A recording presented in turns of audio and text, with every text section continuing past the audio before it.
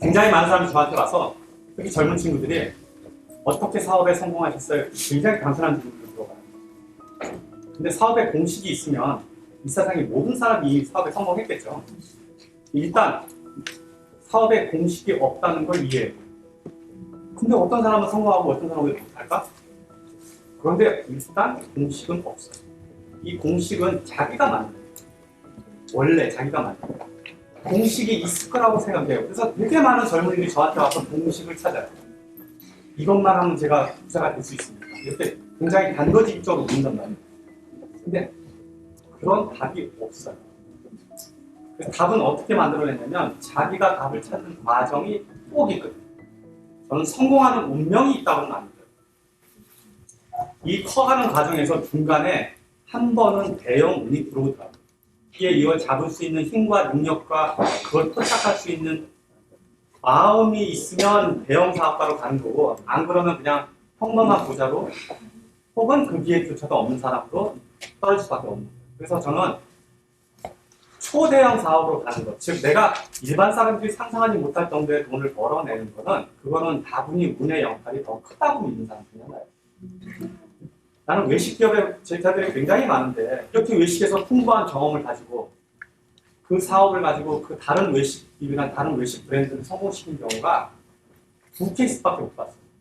수백 명인데 2케이스밖에 못 봤어요. 그럼 확률적으로 보면 일반인들이 새로 아무것도 모르는 사람이 차리는 확률과 별반 다를 게 없다는 얘기예요. 이미 자본도 있고 능력도 있고 노하우도 있고 경험도 다 했는데도 불구하고 딱 2케이스밖에 못 본 거예요. 나머지는 세 번도 실패했어요. 더 잘해야 될 거 아니에요. 자본도 있겠다, 사람도 있겠다, 아이디어 있겠다, 배우고도 다 배웠겠다. 왜 못할까? 결국 이 산업은 특정한 영역에 넘어가면 처음에 어디까지 갈 때는 노력이나 열과 성이 거기를 가는데 그 사람 능력이 가는데 그 이후로 터져서 넘어가는 거는 사실은 시대적 운과 환경이 그 안에 적용이 되기 때문이에요. 그래서 이거를 이해하는 사람들은 자기가 세상에서 커지거나 부자가 되면은 겸손해져야 되는 겸손해져야 되는 명분이에요. 이게 내가 잘해서 잘한 거예요. 저 같은 경우에도 내가 잘한 건 딱 하나예요. 이거를 전국적인 사업이 될 수 있을 거라는 눈치를 챈 거. 이거는 제가 잘한 거예요. 다른 사람은 그 눈치가 없었을 거예요. 그런데 이 사업이 이렇게까지 커질 거라는 거는 나도 몰랐던 거예요. 이 휴스턴 동네에서는 당시 10년 전, 15년 전에 스시 도시락을 만드는 비즈니스가 슈퍼마켓에서 막 발생이 됐었는데 그는 어디서 더 성장했었냐면 뉴욕이나 LA가 더 컸었어요. 여기서 이 회사가 제일 큰 회사가 나왔을까? 그거는 다분히 운인 거예요. 운이란 뭐냐면 여기에 HB라는 회사하고 크로가라는 회사가 이 제품을 내고 극렬하게 경쟁을 했어요. 근데 크로가는 전국구예요. 매장이 작진 않지만 그렇게 스시가 중요 품목이 아니었어요. 나약이 운이 좋은 거는 HB가 아니라 크로거의 계약을 맺었다는 거예요. 크로거는 그렇게까지 할 의도가 없으니까 그 사업을 주도하지 않았어요. 근데 HB는 자기들 욕심이 너무 많아갖고 거기에 들어오는 우리 같은 회사들을 지네 마음대로 했어요. 메뉴는 어떻게 만들고, 인원은 어떻게 쓰고, 고용은 뭐하고, 가격은 거의 자기들이 운영하는 일만 회사를 시킨 거예요. 근데 우리는 우리가 알아서 해야 되는 거예요. 또 하나 장점, 전국구예요. HB는 지역구인데. 그러니까 나는 이 제품을 가지고 동네에서 자라서 이거 다른 동네에서 가져갈 수 있는 거를 할 수 있는 자격도 있었고, 이익도 있었고, 권한도 있었다고. 여기는 없는 거예요. 야, 너 니네 우리 아니면 어디 나가서 뭐래? 하지 마. 여기만 잘해. 이런 식으로 하면 네, 알겠습니다. 할 수밖에 없는 회사가 돼버린 거예요. 이거는 운이었던 거예요.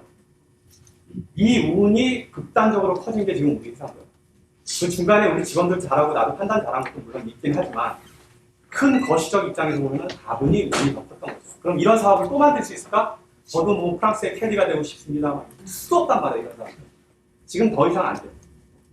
이 운은 끝난 거예요. 즉 나한테 이걸 배워서 다시 해봤자 이 회사는 결국에 나한테 흡수될 거예요.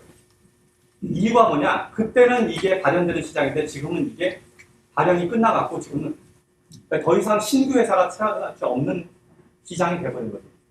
그럼 나한테 운은 뭐냐면 이 사업을 잘 본 건 내 능력이지만 운은 뭐냐면 적당한 시기에 적당한 기회에 이게 클 걸 알고 그 자리에 서 있었던 거예요. 특히 지리적으로도 휴스턴에 있었고 시대적으로도 이 사업이 너무 일찍 들어갔으면 고생만 더럽게 하고 돈 못 벌고 나왔을 거고 만약에 너무 늦게 들어갔으면 우리 같은 회사가 이미 시장을 장악했겠죠. 그러니까 정말 기회가 좋았잖아. 자, 그럼 동일한 운이 또 붙을 사업이 있을까? 이걸 나는 찾고 있는데 나라고 이게 찾아지겠냐고. 내가 무슨 능력이 있다고 다시 찾겠냐? 없어. 이거는 능력으로 찾을 수 있는 아니라는 거죠. 그래서 사업은, 여러분들의 사업은 내가 열심을 다해서 노력하고 다 준비하고 기다리다 보면 그 기회가 나타나면 그게 기회라는 걸 알아내는 게 결국은 능력. 그럼 그때 올라타서 그냥 하늘로 날아가 버려요. 근데 그럴 기회가 왔는데 그 기회를 보지도 못하고 그 기회를 타지도 못하면 그냥 계속 그 비즈니스에 머무르죠. 사업이 대형으로 큰 사람들은 자기의 자랑으로 엮이지 말고 이거를 성품을 이게 내가 하늘이 주신 행운이구나 생각하고 사업이 커져도 여전히 겸손하고 공부하고 도움을 요청하고 그런 자세를 유지해야 된다고 봅니다. 이거를 방심하는 순간 여러분의 사업은 또 내려가요. 왜냐하면 내 능력으로 했다고 봅니다. 가난이 대물림 되는 이유는 재산만 못 물려주는 것이 끝나는 것이 아니라 돈은 받는 방법을 못 물려주기 때문에 그걸 부분에 보면 가난은 대물림이 돼요. 사실 돈을 버는 방법을 들여다보면 이것도 방법이 분명히 있거든요. 내 상황은 현재 어디 와 있냐면 신용이 돈은 되는 단계에 와 있어요. 초기 사업가들은 자기의 뭐가 돈이 될까요? 자기의 노동력이 돈이 돼요. 그 다음에 두 번째는 다른 사람을 쓰는 것이 돈이 되는 순간이고 지금 제 경우에는 이게 이제 산업으로 켜져 버렸으니까 우리 회사가 얼마짜리냐 그리고 이 회사가 실제 가치가 얼마냐를 평가하는 것은 은행들이 우리 회사를 놓고 이 회사의 장래 시장성이 얼마인지를 계산해 본다고. 이 회사는 펄을 한 10배 주면 될 것 같아. 그럼 10년 정도는 무난하게 돈을 벌겠고 그 이후에 그리고 성장 속도는 한 20% 될 것 같고 이렇게 생각하면 펄 10배는 맞을 것 같아. 그러면 누군가가 그렇게 설득을 할 거 아니에요. 그럼 다른 은행이나 다른 금융기관이 나도 그 정도는 될 것 같아 라고 하는 순간 이거는 현실적으로 돈이 돼요. 그래서 그런 사람들이 뭉쳐갖고 그래 그럼 그 가격에 너 사고 팔래 라고 하는 순간 내가 당사자가 그래 나도 그 정도면 가격은 괜찮아 하는 순간 그래서 그때부터는 주식 자체가 돈으로 변환이 돼버려요. 그런데 이게 아니 이 회사는 성장 속도도 크고 앞으로 더 넓어질 것 같고 다른 경쟁자도 많이 흡수될 것 같은데 그러면 우리는 한 15배 줘도 괜찮겠어 라고 하는 순간 연간 이익의 15배로 거래가 되는 거예요. 그리고 거기에 맞게 지분율에 따라서 주식 한 장당 가격이 책정이 되겠죠. 이렇게 해서 회사의 신용이 돈을 되는 게 일반적으로 이제 기업으로 가는 사람들이 돈을 버는 거예요. 여러 사람의 생각의 합의가 진짜 돈이에요. 대부분 이제 많은 사람들은 노동해서 자기 시간을 팔아서 돈을 버는 거예요. 이 단계를 여기까지 올려가야 돼요. 여러분들도 이미 부자가 됐을 거라고 가정하고 앞으로 부자가 될 거니까 주의할 거 몇 가지 얘기할게요. 부자가 되면 나라가 부자가 되면 어떻게 되냐면 가난한 사람들을 없애는 게 국가의 의무이기도 해요. 평균적인 삶을 유지할 수 있도록 하는 게 복지체제를 만드는 게 국가의 의무가 되는데 가정 안에서 여러분이 부자가 되면 여러분의 첫 번째 배우자나 가족을 부양하고 수 있으면 그 다음에 친지로 넘어가야 돼요. 그리고 직원으로 넘어가야 돼요. 이 순서가 바뀌는 사람도 있어요. 바뀌지 마세요. 그렇게 넘어가야 돼요. 자기의 가까운 쪽부터 해결해야 돼요. 그리고 저는 삶에 있어서 그래서 나는 내가 버는 소득 수준의 4분의 1을 삽니다. 나보다 4배 많은 사람이 사는 소득 수준에 맞춰서 살아요. 이거는 내 방식이에요. 그래서 물론 극단적으로 내가 전에 워런 버핏 집에 가보니까 나보다 못 사는 집에 살더라고. 미국에서 그렇게 부자가. 진짜로 울타리도 제대로 없어. 그냥 이게 바이 이름 그냥 만나게 됐어요. 그렇게 검소하게 살고 싶은 생각은 없어요. 그거는 그 사람의 삶의 가치니까 그러면 괜찮은데 그렇게 해도 여러분 상관없지만 그런데 나는 내가 어느 정도 노력해서 내 가치가 발현되면 그게 구현되는 게 좋고 또 소비 수준에 있어서도 나하고 배우자나 가족의 소비 환경이 틀릴 수 있거든요. 그거 그대로 인정해 줘야 되는 거예요. 그래서 저는 집을 살 때는 아내만 있습니다. 집은 아내가 움직이는 거예요. 사업은 내 맘대로 하는 거죠. 결국 나는 원래는 작은 집에서 한 발 걷는 화장실, 한 발 걷는 부엌인데를 좋아하는데 와이프 입장은 틀릴 수 있잖아요. 그럼 그건 와이프한테 맞춰줘야 돼요. 그리고 버는 거에 스스로의 보상의 역할로서 워런 버핏처럼 그렇게 극단적인 검소함을 주장하지는 않아요. 대신 나처럼 버는 사람이 4분의 1이면 그 얘기는 뭐냐면 3년은 안 벌어도 견디고 갈 수 있다는 얘기거든요. 이렇게 놓으면 평생 큰 문제 없이 부를 유지할 수 있게 되죠. 아마 내 주변에 나를 아는 사람들은 내가 그 사람 생각보다 훨씬 부자인 걸 모를 거예요. 지금. 왜냐면 익숙한 사람들은 잘 몰라 원래. 왜 선지자가 동네에서 환영받지 못한다는 게 있어요. 이 동네는 내 친구들도 내가 뭐 하는지 모르는 사람 많아요 지금. 가끔 지금도 이렇게 장보러 다니면 김씨 요새 뭐해? 이렇게 이런 인사를 듣는단 말이에요. 예전에 시kun정한 걸 알았는데 아니 요새 뭐해 먹고 살아? 이런다고. 내 트럭이 지금 꼴이 말이 아니잖아. 여기다 홍 붙이고 다니고 거기다가 블랙박이니까 계란장 사. 소득 수준을 4분의 1에 맞춥니다. 소득 수준. 배우도 가득.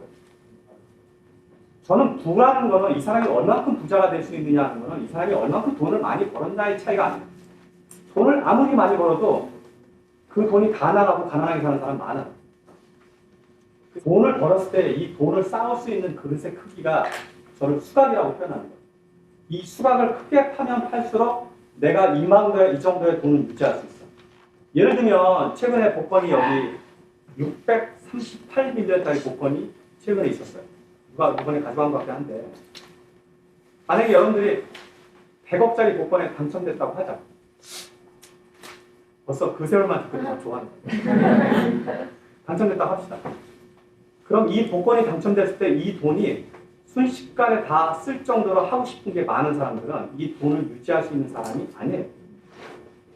그 복권이 당첨됐더라도 지금 삶의 태도가 달라지지 않고 의연하게 그 돈이 내 품 안에 들어오고 관리가 되는 사람이라면 100억이든 200억이든 300억이든 전혀 상관없이 그 돈이 절대로 내 위에 안 선다는 얘기예요. 근데 갑자기 많이 돈이 생기면 이게 막 쓸 때도 많고 하고 싶은 것도 많고 막 당장 내가 어떻게 될지 모르고 이런 사람들은 이걸 조금 바꿔서 얘기하면 100억을 지금 줬는데 100억이 한 푼도 안 쓰고 1년 동안 버틸 수 있는 사람. 할 수 있겠어요? 예. 당장 쓸 데도 없고 당장 내가 쓸 데도 없고 딱히 이걸 어떻게 해야 될지 모르겠고 그리고 이 돈이 없어도 별로 문제도 없고 이런 경우 있잖아. 그런 사람은 수각이 그만큼 커져 있는 사람. 그래서 이걸 품을 수 있는 사람. 왜 갑자기 복권에 당첨된 사람들이 불행하게 되는 이유가 이 돈 자체를 어떻게 관리하는지 몰라서 그런 거예요. 어떻게 쓸 줄을 몰라서 그런 거예요. 그래서 벌어들이는 게 중요한 게 아니라 내가 이 돈을 품을 수 있는 그릇의 크기를 키우는 것이 더 중요해요. 사실 여러분들은 돈 어떻게 버냐고 많이 물어보는데 일반적으로 여러분들도 그렇고 일반적으로 사람들이 버는 거에 상당히 능숙하고 잘해요. 그런데 쓰는 거 관리하는 걸 잘 못하니까 자기가 부자가 아니라고 생각하거나 부자가 안 되는 거예요. 그래서 수각의 크기를 잘 키워서 이걸 크면 클수록 좋아요. 크게 키워서 많은 돈을 품을 수 있게 만들고 거기서 나오는 물을 가지고 다른 세상이 흐르고 유용하게 쓸 수 있도록 도와줘요. 우리 회사에는 매장을 오픈해서 매출을 올리는데 극대화되는 기능을 갖고 있는 직원들이 되게 많아요. 그 사람들은 매장 오픈팀이 들어가면 오픈을 정말 조직적으로 잘해서 매출을 확장시키는 능력을 가진 사람이 엄청 많은데 이 사람보다 더 놀라운 능력을 발휘한 사람이 있어요. 그 사람들이 점주예요. 아무것도 안 배우고 아무것도 모르고 김밥 만들 줄도 모르는데 들어가서 일주일만 지나면 우리 직원 최고보다 더 잘해요. 자, 이게 뭘 얘기하냐면 자기 사업이 됐을 때 남의 사업하고 자기 사업하고 어떻게 대하느냐의 태도예요. 포스코에서 들어가서 일을 하는 사람들은 노조에 가입됐거나 자기가 단위 면적당 시간당 몇 개만 만들면 끝이에요. 점주들은 어떻게 해요? 최선을 다해서 주거라고 만들고 개선하고 교육적으로 하려고 엄청 노력하겠죠. 결국은 점주가 하는 매장들이 이기게 돼요. 이 수강이론 책에 보면 사소한 버릇들부터 고쳐가는 게 있어요. 서랍 정리하는 거, 배터리 정리하는 거 이런 게 다 수강을 키우는 일이에요. 돈의 중요성을 명확하게 이해시키는 게 수강이 커지는 거예요. 내가 돈을 다스려야지 돈이 나를 다스리지 못하게 하는 거예요. 내가 돈보다 커져요. 그럼 돈이 수강이 저절로 커진다. 이게 돈이 커지면 어떤 행동을 하냐면 그 돈을 자랑을 해서 명품으로 치장하게 되고 명품 사는 건 괜찮아. 내가 명품을 써줘야지 명품이 나를 써주는 상황. 돈이 들어왔다고 치자고. 그럼 내가 그거 들어왔다고 내 생활이 달라질까? 나는 아무도 나한테는 다르지가 없고 전혀 차이가 없어요. 그러니까 많은 돈이 들어와도 안 달라지는 사람이라면 내 품위와 성격이 안 달라지면 이미 수박이 많이 커져있죠. 점점 더 느리다는 거죠. 그리고 돈 많이 벌면 제일 행복하게 해줄 사람이 배우자예요. 아니 저기 남의 귀한 딸 데려다가 놀아뭉치고 뭐 살겠다고 이런 약속하고 데려왔는데 실제로 그걸 해줄 수 있어요? 내가 하잖아. 여보 물도 안 맨날 이러잖아. 살면서는. 이 와이프나 가족이 풍요롭게 해주는 게 첫 번째고, 그리고 그 돈이 그러고도 나오면 그 양가로 가요. 그 정확히 더 깊게 들어가면 부모예요. 양가 부모 똑같이. 양가 부모, 그 다음에 양가 부모의 형제, 사촌, 조카 이렇게 넘어가야죠. 물론 이제 동시에 들어갈 수도 있고 주요 직원들. 그리고 그 다음에 사회로 흘러가요. 여기서 아까 그 수박에 물이 흐르는 과정입니다. 어디 가서 무슨 사회적 기업 만든다고 막 좋은 일 하고 다니는데 집안에서 식구들은 굶고 있고 애들은 학교도 못 가고 이런 집들이 있어요. 이 순서가 바뀐 거예요. 선생님 또 멘토가 있으세요? 근데 대부분 다 돌아가셨어요. 노자가 저한테는 가장 큰 선생님이었고 지금도 노자책을 제일 중요시하게 생각을 해요. 이건 정말 어떤 사람도 쉽게 이해할 수 있는 그냥 지고의 가장 간단한 진리. 내가 보통 우리가 진리라고 그러면 어느 시대에 어느 환경에서 변하지 않는 어떤 가치, 이걸 보통 진리라고 그러잖아요. 순하기 쉽게 쓴 진리들이 그렇게 80장을 모았는데, 그럼 그게 삶의 기본적인 틀의 원리니까 이렇게 살면 대부분 큰 문제가 없어요. 그게 정답은 아니지만 이 정도로 살고 이 정도로 이해하고 있으면 큰 틀에서는 나는 문제없이 평온하게 살 수 있는 거죠. 나는 노자의 영향을 제일 많이 받은 사업가 중에 하나거든요. 그러니까 그때 별로 나서지 않고 사업의 규모를 이렇게 키워왔잖아. 이게 다 노자 방식이란 말이야. 공을 좀 사람들한테 돌리고 나누기도 공한테 돌리고 나는 조용히 그냥 뒤에서 이익이나 챙기는 정도잖아. 그러니까 이 방식으로 하게 되면 문제가 대부분 없어요. 보통 저 정도의 위치에 있거나 사업의 경험이 있거나 혹은 자본이 있는 사람들이 지금 다 어디 나갔냐면 뭐 한인회 이런 데 어디 뭐 이런 데 다니면서 다 타이틀 하나씩 다 갖고 뭐 이게 잘한다 못한다 얘기가 아니에요. 그렇게 하는 삶은 그렇게 하는 삶에 얻는 가치와 그렇게 얻는 삶에서 나오는 나쁜 점들이 함께 들어온다. 나는 내 삶은 그런 걸 원하지 않으니까 조용히 여기서 여러분들을 만나거나 내가 농사 짓는 게 더 편하거든. 더 좋거든. 더 행복한 일이거든. 그 방식이 원래 그 노자 방식이에요. 그리고 노자는 1장 1절이 이렇게 시작해요. 도가도 비상도 명가명 비관 이렇게 시작하잖아요. 그걸 풀이해보면 정말 단순한 얘기예요. 무언가를 이름 지으면 이름대로 된 것이 아니고 무언가를 도를 도라고 얘기하면 도가 아니다. 이 말은 듣기에는 되게 어려운 말 같고 이게 도대체 뭔 말이야? 하지만 유빈이라는 사람은 유빈으로만 이해하면 이 사람을 유빈이라고 볼 때는 유빈이라고 이름 지어진 이 사람 안에 있지만 이 사람은 실제로는 한 남자이기도 하고 하나의 사업가이기도 하고 굉장히 다양한 모습 이 안에 갖춰질 수 있거든요. 그래서 나는 유빈이를 제자로 생각하고 제자로만 대하면 이 안에서는 제자만 보인다고. 그래서 실제 유빈은 사라져버리는 거예요, 나한테. 내가 이름 지는 순간 이 사람은 진짜가 없어져버립니다. 내가 우리 어머니를 어머니라는 순간 나한테는 그 사람, 그 여자는 어머니만 있는 거지. 근데 여기에는 아내도 있고 여자도 있고 인격체도 있고 하나의 사람 객체도 있고 고민이 있을 수 있잖아요. 고민과 굉장히 다양한 모습이 하나 있는데 나한테는 엄마의 모습만 여기 와 있지. 그러니까 이 진짜 이 이옥순이라는 사람의 모습은 나한테는 안 나타나는 거예요. 아내도 마찬가지고. 노자는 전부 다 이런 식으로 80몇 장이 써져 있는 거예요. 그래서 한 읽어볼만 해요. 그리고 잘 어울리지 못하고 내성적인 사람들은 노자 방식으로 하면 편해요. 그렇다고 여러분들이 다 노자 방식으로 하면 안 돼요. 사업의 성향과 사업의 발전 속도와 사업의 종류에 따라서는 디테일하고 명확하고 잔소리도 하고 치고받고 해야 되는 사업도 분명히 있어요. 나는 그걸 못하니까 내 방식으로 하는 거예요. 그래서 노자 방식이 옳다라고 얘기를 하는 거예요. 그렇게 하면 나처럼도 할 수 있는 방법이 있다라고 얘기해요. 실패했을 때 일어나는 법이에요.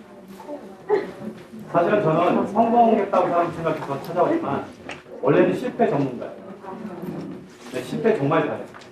지금도 여전히 실패하고 있어요. 근데 사실 실패했다는 얘기는 뭔가 하고 있다는 얘기잖아요. 그 실패는 나쁜 건 아니에요. 사업을 했을 때 다시 일어나는 방법으로 내가 썼던 방법을 설명해 줄게요. 실패는 사실은 성장하게 만들어요. 지나고 나서 그건 알게 돼요. 성장하게 만들고 변명하게 만들고 겸손하게 만들고 혼자 돕고 혼자 설 수 있도록 도우며 살아남게 만드는 게 실패예요. 사실 실패의 순기능이 더 많아요. 근데 실패를 막상 하게 되면 너무 아프잖아요. 재산이 다 날아가고 가족이 분해될 수 있는 거 엄청 힘든 일이에요. 여러분이 실패를 하면 운이 안 좋았다고 생각하는데 성공을 하면 운이 좋았다고 생각 안 하잖아요. 잘. 그래서 실패는 이게 성공하는 거는 자기의 능력이라고 생각하는데 실패도 상대적으로 그렇게 생각을 해줘야 돼요. 실패했을 때 내 안에서 정말 혁명적인 일이 발생을 해요.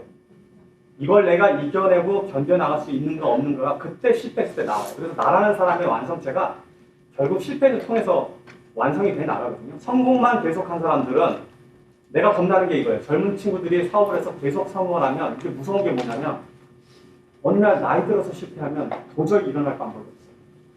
그래서 나는 젊었을 때 하는 실패는 정말 보약이라고 생각하는 사람이에요. 나는 다행히 그 공부를 너무 잘했어요. 운 좋게. 40대, 45세까지도 7, 8번은 계속 실패한 거예요. 뭘 해도 안 되더라고요. 이만큼 됐다가 또 실패하고 이만큼 됐다가 또 실패하고 또 주장하고 또 이걸 계속 반복했단 말이에요. 근데 지금 되돌아서 생각해보면 그때 배웠던 그 다양한 것에 대한 실패가 지금 이 성공을 계속 성공할 수 있도록 막아주는 유일한 공부예요. 나는 선생님이 없었고 동기가 없었단 말이에요. 그러니까 실패를 온몸으로 그냥 다 받아들일 수밖에 없었던 거예요. 어디 가서 물을 때조차가 없었어. 누가 세금 보고하는 걸 가르쳐주고 누가 동업하는 걸 가르쳐주고 누가 뭐 사업을 가르쳐주냐고요. 아무도 가르쳐줄 때고 물을 때도 없었고 방향성은 전혀 잡을 수 없었단 말이에요.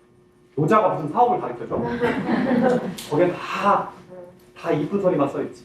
그래서 실패라는 거는 사실 실패를 제대로 하면 여러분들한테 엄청 도움이 됩니다. 실패가 너무 쓰리기 때문에 이 실패를 하게 되면 이거를 벗어나야 될 문제가 이 상황이 아니라 여러분들의 생각입니다. 이 생각을 바꾸는 게 여기서 답일 거예요. 생각을 바꾸는 게 운동이에요. 내 현상에서 실패했으면 내 몸과 마음이 다 처져 버린다고. 그런데 다시 운동할 마음이 들면 사업을 또 할 수 있는 배짱이 생겨나요. 그래서 저는 팔굽혀펴기를 100개 할 수 있는 체력이면 다시 망해도 또 일어설 수 있는 거예요. 팔굽혀펴기 100개 할 수 있어 지금? 얍삽하게. 얍삽하게 해봐. 근데 실제로 여러분들이 100개 하는 거 얍삽하게도 쉬운 거 아니에요. 정말 힘든 일이에요. 여러분들 저 100개를 맞추면 박수 열심히 쳐요.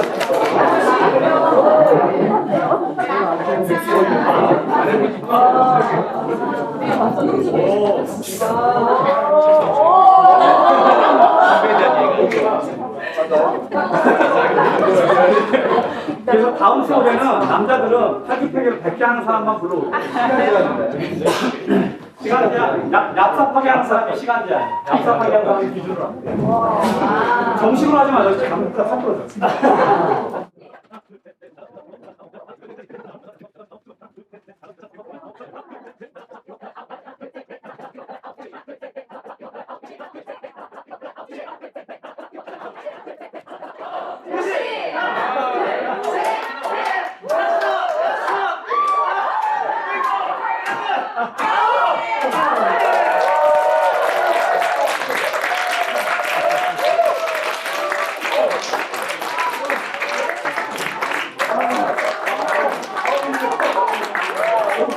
저 남편은 사업 망해도 다시 할 거야. 나는 사업에 실패해도 그 사람의 어깨가 단단하고 가슴이 펴져 있으면 그리고 버틸 수만 있으면 다시 성공할 수 있다고 믿는 사람이에요. 그래서 제가 실패했을 때 가장 먼저 했던 일 보면 밖에 나가서 걷는 일이었어요. 계속 걸어서 다리에 힘이 생기면 그리고 이 가슴 운동을 하면 갑바가 커져요. 남자의 자존감은 갑바에서 여자만 갑바 아닙니다. 남자도 갑바예요. 그래서 가슴이 단단하고 저렇게 팔굽혀펴기 100개 할 정도 체력이면 다시 무엇인지 알 수 있어요. 그래서 내가 정신적으로 상처를 받고 경제적으로 힘들어서 위축이 됐을 때는 운동이 최고예요. 이거 굉장히 단순한 방식이지만 이 방법밖에 없어요. 그래서 자기의 생각을 바꾸는 거는 운동을 통해서 바꿔지는 거예요. 그래서 몸이 건강하면 또 다른 일을 합니다. 그래서 지금 뭐 그래도 막 운동하시던 분들이니까 저렇게 하지. 저거 남자가 100개 한다는 거 주변 자기 남편을 100개 하는 사람 있어요? 생각보다 쉽지 않은 일이에요. 대단한 사람이에요.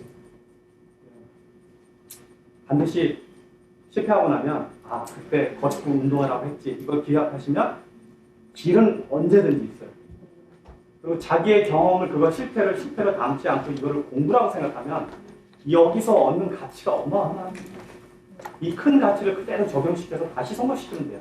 사업에서 성공하는 건 생각보다 되게 간단해요. 아무리 망해도 한 번만 성공하면 돼. 내가 그렇게 했잖아요. 그렇게 망해도 딱 한 번 성공하는 거로 그걸 잡고 한 거예요. 그러니까 결국 사업의 성공은 성공할 때까지 할 뿐이에요. 대신 한 번 성공하려면 그걸 실패를 막지 않기 위해서 자기가 했던 실패가 전부 다 경험이 돼서 공부를 하게 되는 거예요. 내가 몇 번째인가 실패했는지 기억은 안 나는데 한 번 그러고 나서 부동산 하는 내가 좀 따르던 아주머니 한 분 계셨었는데 부동산 브로커인데 이분이 한날 그러더라고. 나를 안타까워하면서 같은 실수를 2번 반복하지만 않으면 괜찮아요 이러더라고. 그게 되게 충격적인 말이었어요. 지금도 내가 실패했을 때 2말이 기억이 나요. 같은 실수를 반복하지 않으면 괜찮아요. 그래서 겨우 여기까지 온 거예요. 40세까지는 실패하라고 권합니다. 40까지는 실패 마음껏 실패도 괜찮아요. 거기에 40까지 실패한 경험이 농축이 돼서 사업을 시작하면 정말 완벽한 사업을 할 수 있어요. 그래서 42세에 내가 완성이 안 됐다고 조급해하지 마시고 겁먹을 필요도 없어요. 저도 45세에 다시 시작해서 여기 사업해보면 알잖아요. 이게 돈이 될까? 이거 왜 맨날 나는 돈이 모자라고 얘기하고 언제 끝나는 얘기가 그렇지? 이런 걱정하면서도 사업 많이 한단 말이에요. 근데 어느 순간 이게 아까 내가 그래프를 얘기했듯이 그래프가 천천히 가다가 올라가는 사업이 거기까지만 견디고 이 사람의 물면에 이 사람의 과거가 이 현재가 미래가 전부 다 담겨 있어요. 그래서 건강하고 몸이라는 것이 이 사람을 나타내는 거예요. 이게 나이 든 사람이 자꾸 뭐 몸이 최고에 건강이 최고에 이렇게 하잖아요. 이게 나이 들면 공감하지 나이 들기 전까지는 공감 안 하거든요. 근데 지금 내 제자 중에서 30대 술 많이 먹고 하는 사람 친구는 40대만 돼도 고생하지 못해요. 엄청 힘들어한다고. 그리고 결과적으로 이 사람의 내 몸을 다스리는 것이 사업의 하나의 큰 도구니까 젊었을 때부터 절대 조심하고 주의하시다. 그래서 팔굽혀펴기를 100개 할 수 있는 체력과 뷔페집에 갔는데 자제력을 가지면 다시 다 성공할 수 있어요. 여러분 뷔페집 가면 막 머리 돌리잖아요. 뭘 먼저 먹어야지 내가 최대한 이익을 뽑을 거예요. 저는 요새 뷔페집 가서 그렇게까지 안 먹어요. 그거 하기 생각보다 쉽지 않아요. 비행기 타고 가는데 음식 안 먹고 갈 수 있어요? 중심 찾아서 다 먹어야 돼요. 포도주 뭐 빨간 거 드릴까요? 뭐 하얀 거 드릴까요? 둘 다.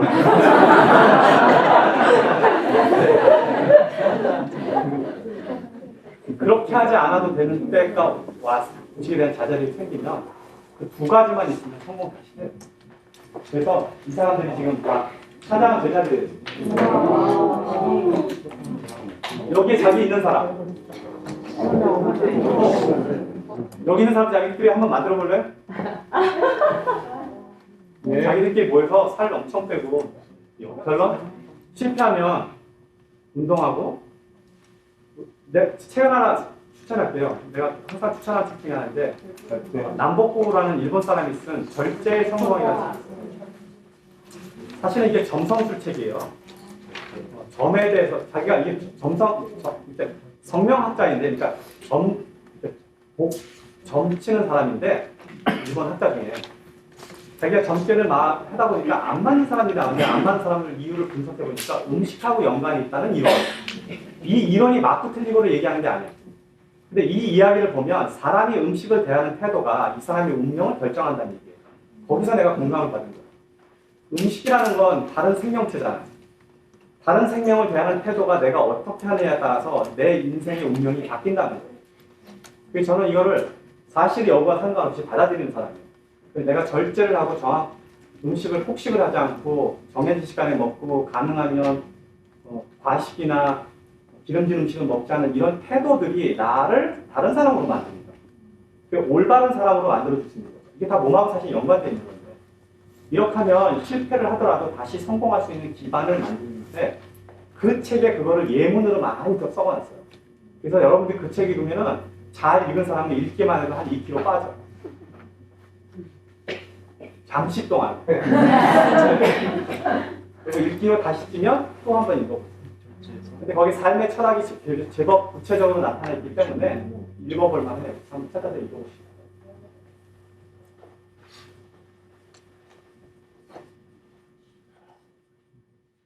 나는 정말 사장을 할 수 있는 사람이다. 왜? 근데 나는 어떤 사장인가 한번 비교해보자. 실패한 사람들의 사장들의 공통성이 대부분 있어요.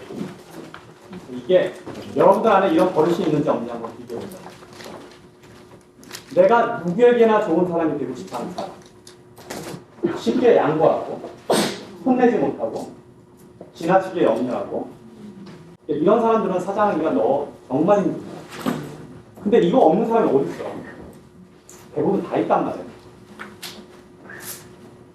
일반 직장인들은 사장님 하면 되게 좋을 것 같고 지망하는 것 같고 그렇지만 나는 여러분들의 마음 너무나 잘 알아요. 길에서 저 만나면 자꾸 막 우는 사람도 있어요. 그냥 막 울어.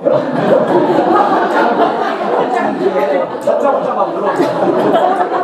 근데 지금 큰 성명도 안 했고 그냥 우는데 내가 왜 우는지 알죠? 얼마나 힘들냐. 얼마나 힘들냐. 그 힘든 걸 알아주는 사람이 어디서 있다는 거 아니에요. 여러분들도 사장 노릇하면서 혼자 울거나 혼자 울고 싶은 적 정말 많았을 거라고 봐요. 네. 우리들끼리만 이야기할 수밖에 없는 부분들이 있어요, 이 안에. 이게 일반 직장인들은 전혀 이해하지 못하는 부분들을 우리가 안고 있고 이 고민을 해결해 나가는 사람들이기 때문에 우리끼리 해야 될 일이니까. 근데 이게 외부에 나가면 되게 인정물이 없거나 비열한 사람으로 나타날 수 있어요.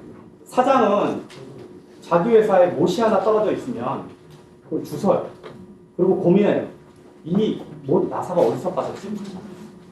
이거 어디서 반품 들어올지 모르겠는데 걱정을 한단 말이에요. 근데 부사장만 돼도 다들 차고 지나요. 이게 회사의 모습이에요, 원래. 사장이란 자리와 직책이 하나만 다른 일반 직장인의 직책은 정말 천지차이에요. 우리는 이걸 경험하고 있단 말이에요. 매번 매시간. 그래서 누구에게나 좋은 사람이 되고 싶어 한다. 근데 실제로 저는 첫 번째 저걸 보면 누구에게나 좋은 사람이 되려면 결국 누구에게나 못된 사람이 돼요. 누구에게나 좋은 사람이 되려는 아버지 같은 사람이 있어요. 밖에 나가서 되게 호의민 사람들. 누가 가장 피해자인 줄 알아요? 그 사람의 가족이에요. 사장도 마찬가지예요. 자기가 누구에게 좋은 사람이 되려면 그 회사가 뭉그러지거나 그 가까운 사람들이 그 피해를 다 당해요. 그래서 누구에게나 좋은 사람이 될 필요는 없어요. 예수님도 내 보기엔 예수님도 반은 미워했어. 그렇게 십자가에 매달리기까지 했는데 우리가 뭘 예수님도 아닌데 누구에게나 좋은 사람이 되는 거야. 그래서 저 욕심을 버려야 돼요. 사장이 첫 번째 요인 중에 하나. 두 번째는 거절 못하는 거. 뭐 부탁만 하면 들어줘야 되는 사람 있죠. 근데 거절을 명확하게 잘하면 서로 좋아요. 축배축배하지 않고 안 되는 거 안 된다고 명확하게 하고 친구들이 돈 빌려달라는 거 거절 잘 해야 돼요. 그거 핑계 댈 거 없어요. 그리고 쉽게 양보하는 거. 사업에서 절대 저런 거 안 됩니다. 양보 안 됩니다. 양보를 안 해야 되는 이유가 뭐냐면 내 어깨 안에 내 직원과 내 가족의 운명이 걸려있기 때문에. 설날 뭐 추석 이렇게 모였어. 그러면은 애들 막 사촌들 모여서 모여있잖아요. 고모는 지 새끼가 떡국 먹는지 고기 먹는지 보여. 사촌이 먹는 건 아니에요. 자기 사촌 조카들이 먹는지 안 먹는지는 전혀 관심이 없어요. 이게 굉장히 냉정한 현실의 세계예요. 그런데 내가 사장 노릇 잘못하거나 문제가 생기면 내 가족과 내 직원은 누가 지켜줄까? 아무도 안 지켜준다. 사장 자리에 있다, 경영자 자리에 있다는 사람은 100% 저걸 지켜줘요. 직원들 혼내는 거 의젓하게 잘해야 됩니다. 혼내고 난 다음에 길게 얘기하면 안 돼요. 혼내고 나면 단호하게 딱 얘기하고 그 의미가 전달이 딱 됐으면 끝나야지. 미안하니까 둘둘 둘러서 딴 얘기하고 웃겨서 내보내잖아. 내용 전달 안 돼요. 결국 사장이 우스운 사람이죠. 자, 여기서부터 문제예요. 나는 굉장히 성실하게 열심히 일했는데 왜 안 될까? 우리 아버님이 평생 노동자로 정말 성실하게 사신 분이에요. 저희 아버님은 약간 극단적이었어요. 제가 어렸을 때 우리 아버님이 저를 데리고 놀았던 기억이 쫓아나갔더니 양동이에 바구니를 들고 그래서 웅덩이 하나를 막아놓고 거기 물을 다 푸고 다 푸니까 그 안에 미꾸라지가 구멍이 잔뜩 있더라고. 그거 걷어왔던 게 내가 유일하게 아버지하고 놀았다는 거예요. 그럼 아버님이 나중에 뭐 하시냐? 평일에는 직장 다니시고 주말에는 남의 집 공사 떨어진 거 이런 거 하러 다니시다. 그걸 평생 하셨어요. 근데 우리 아버님이 은퇴할 때 본 만불이 없었어요. 그렇게 열심히 노력해요. 미국에 이민 와서도 몸을 학대하다시피 했어요. 100일인가 1년을 의자에 땅을 붙이지 않겠다고 마음먹었어요. 그리고 그렇게 일을 하셔서 고생을 하셔갖고 가족을 불러들이고 평생을 노동으로 끝낸 분이에요. 자, 뭐가 문제예요, 지금? 열심히 살면 부자 된다고 하는데 왜 열심히 사는데 부자가 안 되지? 혹시 열심히 사는데 부자가 안 된 사람이 더 많아요. 왜냐하면 열심히 한 것 때문에. 이거를 설명해 볼게요. 열심히 하는 거는 성공의 4개 중에 하나예요. 그건 당연한 요소 중에 하나예요. 그런데 우리를 보면은 열심히 하는 것 때문에 성공 못하는 사람도 상당히 많아요. 열심히 하는데 완벽하게 해야 돼요. 뭘 하려면 되게 완벽하게 해야 돼요. 저는 저희 직원들 중에서 굉장히 열심히 하는 사람들이 있는데 이 열심히 사고 치는 사람도 있어요. 자기가 자기 일을 하겠다고 생각하는데 이게 원하는 방향이 아니에요. 그리고 완벽하지도 않아요. 그러니까 저 사람이 하고 나면 누가 다 수습하러 다녀야 되는 일이 발생해요. 그래서 열심은 방향성과 정확성이 가졌을 때 효과가 있는데 그냥 열심히 하면 되는 거 아닙니다.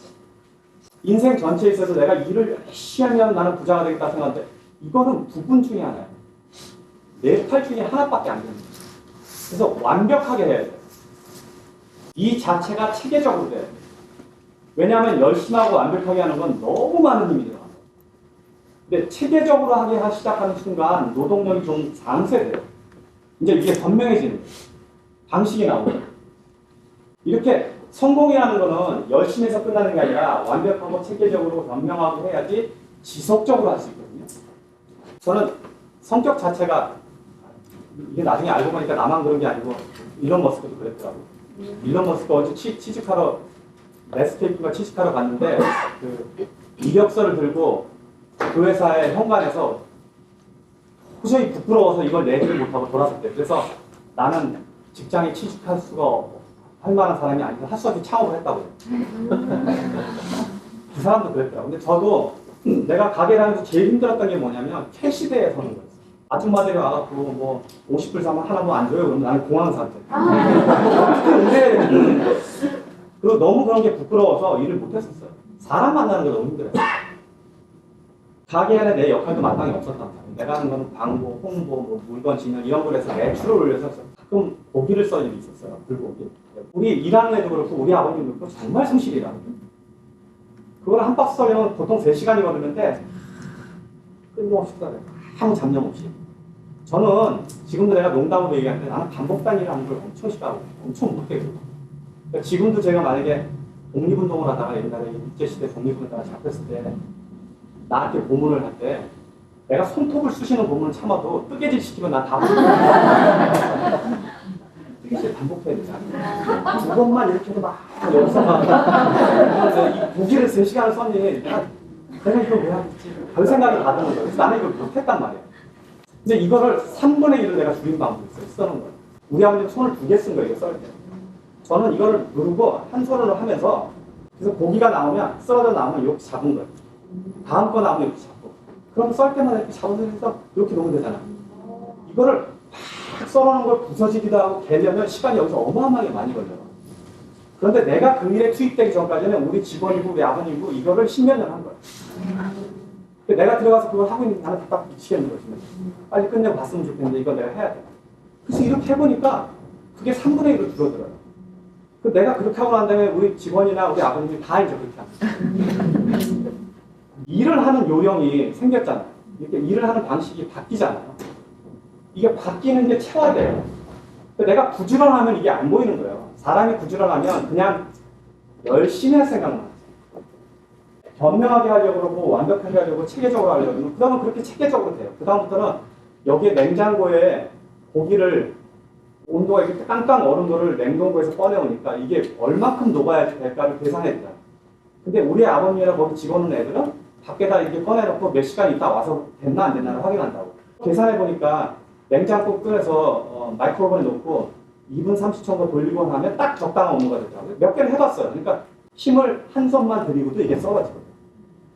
그래서 결국 교일이라는 거는, 일의 완성이라는 거는 이걸 열심히 하면 안 돼요. 그래서 결국 어떤 사람들은 열심히 하지 않음으로 성공해요. 열심히 하기 때문에 실패하는 사람 엄청 많아요. 여러분들 열심히 해서 성공한 사람들이 지금 TV 어디에 나오는지 아세요?